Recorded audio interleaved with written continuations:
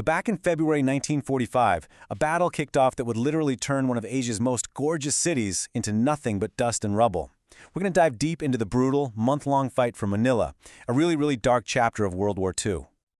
You know, right from the get-go, this battle got a pretty terrifying nickname, the Stalingrad of Asia, and for good reason. It was hands down the worst urban combat American forces saw in the entire Pacific. We're talking a vicious, block-by-block, building-by-building grind. And this number is really at the heart of the whole tragedy. Just let that sink in for a second. Over 100,000 civilians killed in just 1 month. That staggering number tells you everything you need to know. The story of Manila's liberation is unfortunately also a story of almost unbelievable loss. It's so tragic because before the war, Manila was known as the Pearl of the Orient. I mean, it was this stunning, vibrant mix of Spanish, American, and Asian cultures. And then, after the battle, it was right up there with Berlin and Warsaw as one of the most completely devastated capitals of the entire war. Just an unbelievable, heartbreaking transformation. So this really begs the central question we're going to tackle here. How on earth did the liberation of a city lead to its complete and utter annihilation? It just doesn't seem to make sense, right? Well, to get to the bottom of it, we've got to rewind and look at the critical decisions that were made right before the fighting even started. Okay, so everything, and I mean everything, really came down to a major clash within the Japanese high command. You had two key figures, two totally opposite plans for Manila, and absolutely zero room for compromise. This was a recipe for disaster. All right, so the top dog, General Tomoyuki Yamashita, he was actually pretty practical about the whole thing. He looked at Manila, this huge city with 1 million people, and said, there's no way we can defend this, and we definitely can't feed everyone. So his order was simple. Get out, pull the troops back into the mountains, blow the bridges on your way out, and fight a drawn-out war from there. The key thing was, his plan would have spared the city. But, and this is a huge but, one of his subordinates, a rear admiral named Sanji Iwabuchi, had completely different plans. He flat out defied Yamashita's direct order. While the army was told to evacuate, Iwabuchi and his roughly 17,000 men decided they were going to stay and make a final, bloody stand in Manila. He was determined to fight to the last man, and he was going to drag the entire city down with him. And this quote, right here, from Iwabuchi to his own troops, tells you everything about his state of mind. We are determined to fight to the last man. See, he felt dishonored from an earlier defeat, and he was looking for redemption in one final, glorious battle. That fanaticism, it basically sealed Manila's fate before a single American boot even touched the ground. So picture this. American forces are closing in on Manila, fully expecting the Japanese to be long gone, just like Yamashita had ordered. But instead of an empty city, they were walking straight into a heavily armed, heavily fortified death trap.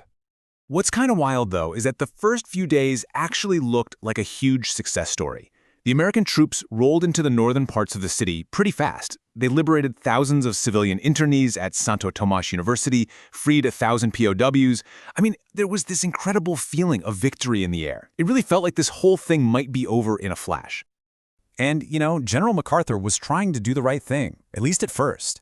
He put a strict ban on using any artillery or air support. He did not want to destroy the city or harm the civilians.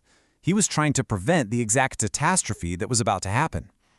But the deeper the Americans pushed, the more they realized they had hit a solid brick wall of Japanese resistance. And this is where the story takes an incredibly dark turn. Iwabuchi's forces were cornered. They knew they had no chance of winning, and so they unleashed all their fury, not just on the American GIs, but on the innocent Filipino civilians trapped in the middle of it all. What happened next is known as the Manila Massacre. It was just systematic, cold-blooded murder. Think about the places that are supposed to be safe havens: hospitals, colleges, churches. You see them listed here.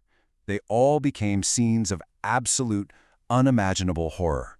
The Japanese were literally turning the city into a graveyard for its own people. And their tactics, they were just monstrous. They actually forced women and children to be human shields, deliberately putting them in the line of fire just to slow down the Americans.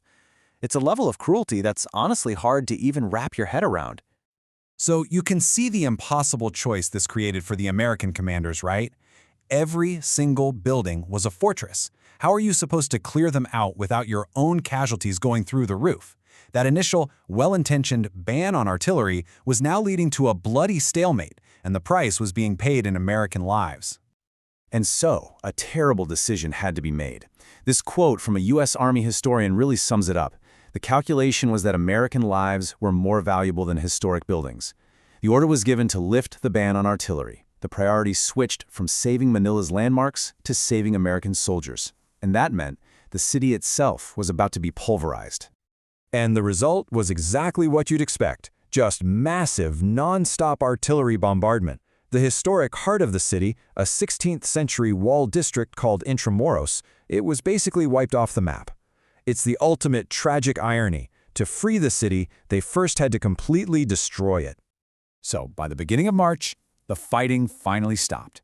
Manila was liberated. But when you're standing in a city that's nothing but smoldering ruins, what does victory even mean? It's pretty jarring when you realize that on February 27th, while the battle was still technically raging, General MacArthur gave this big, triumphant speech. He talked about how Manila had regained its rightful place as a citadel of democracy. But you have to imagine him saying these words while surrounded by absolute devastation and unimaginable human suffering. The contrast is just, wow. And this table just lays out the final horrifying numbers.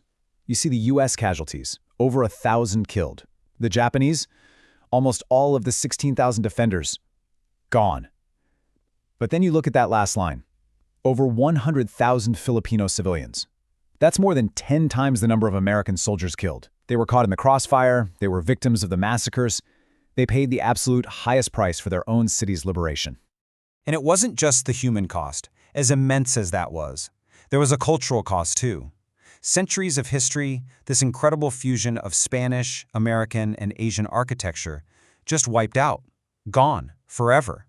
The Pearl of the Orient wasn't a place anymore. It was just a memory, buried under tons of rubble and ash. If you go to Intramuros today, you'll find a memorial with this incredibly powerful inscription. It calls the monument a gravestone for every single one of the over 100,000 victims and makes a solemn promise. We have not forgotten them, nor shall we ever forget. It's such a heavy, powerful reminder of who really pays the price in war. And all of this really leaves us with one final haunting question. The story of Manila just forces you to think about the brutal math of war. It makes you ask, what is the real cost of liberation if in the end you have to completely annihilate the very place and the very people you are trying to save?